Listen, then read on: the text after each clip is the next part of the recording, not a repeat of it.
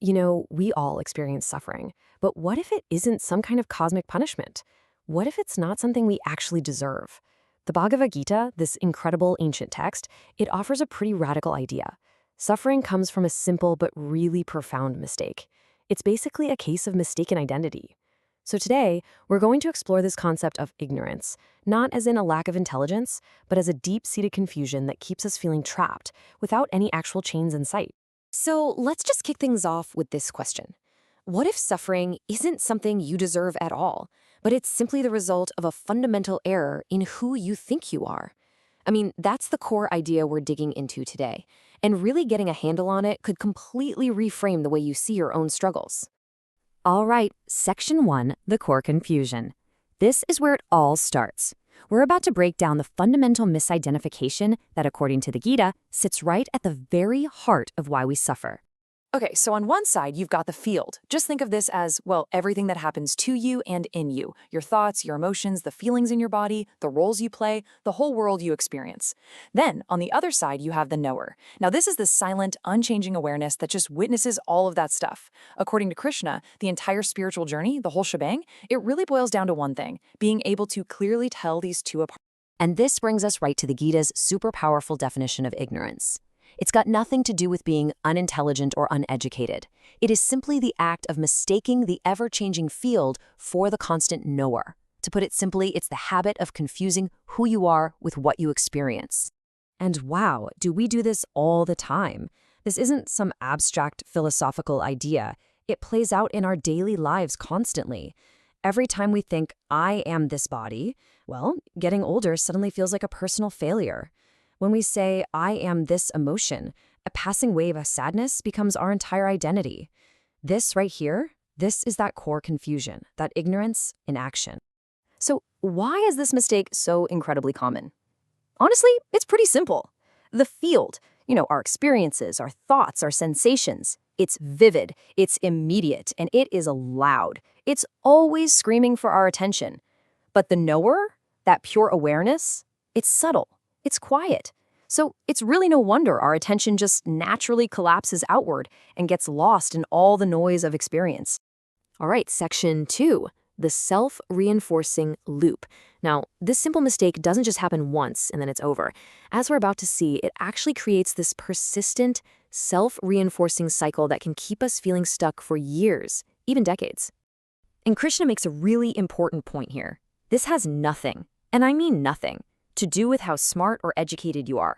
You can have this huge spiritual vocabulary and still be completely caught in this trap. Why? Because the problem isn't a lack of ideas. It's a lack of practical discrimination, that real-time skill of actually seeing the difference in the moment it's happened. And this gets right to the heart of why this is so tricky. The quote says it all: ignorance hides behind familiarity. This process of confusing ourselves with our experiences is so constant, it's so automatic, that it just feels normal. It's like the water a fish swims in. We don't even notice it's there. Okay, so let's break down how this cycle actually works, step by step. First, the misidentification happens, the thought, I am my anger. Second, an automatic reaction follows. You lash out. Third, that very reaction strengthens the identity. See, I really am an angry person. And finally, that now stronger identity demands repetition, making you even more likely to react the exact same way next time. It's a perfect loop. And you can see this cycle playing out in a couple of classic ways, in what you could call the desire cycle. You identify with a craving, which leads to an action, creating a consequence that just reinforces that sense of a desiring self. Then on the other side, you have the fear cycle. You identify with a fear, which leads to avoidance. This causes your world to shrink, which then reinforces the identity of someone who is afraid. And here's what's so crucial to get. Krishna isn't judging this cycle. He's not condemning us for getting caught up in it. He's simply laying out the mechanics, almost like an engineer explaining how an engine works. The goal is to understand it, because the moment you can see the process clearly, you've already started to loosen its grip. On to Section 3, freedom is seeing clearly. Okay, so this brings us to the payoff. Now that we understand the problem and the mechanism, let's look at how this ancient concept reveals a direct path to freedom, right here and now, in our modern lives. The Gita's perspective on bondage is it's a total game changer.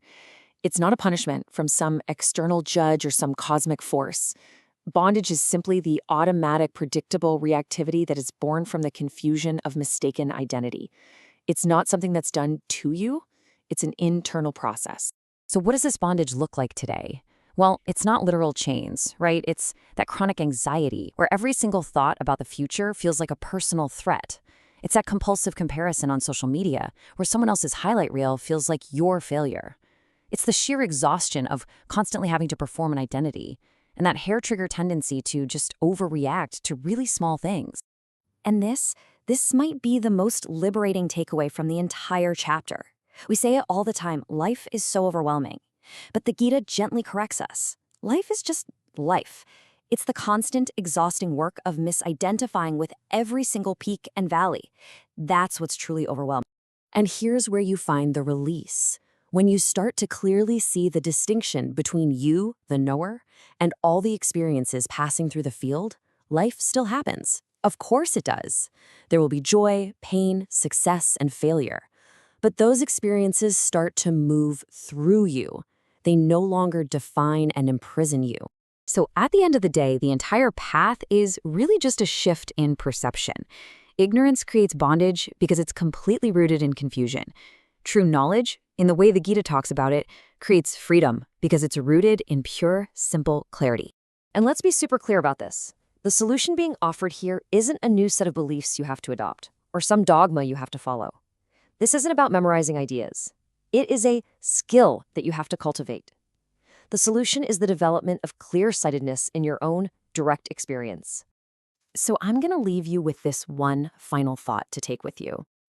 As you go about your day, just start to notice, where are you, in ways small or large, confusing the experience itself with the one who is experiencing it? Because just seeing that confusion, that is the very first step toward freedom.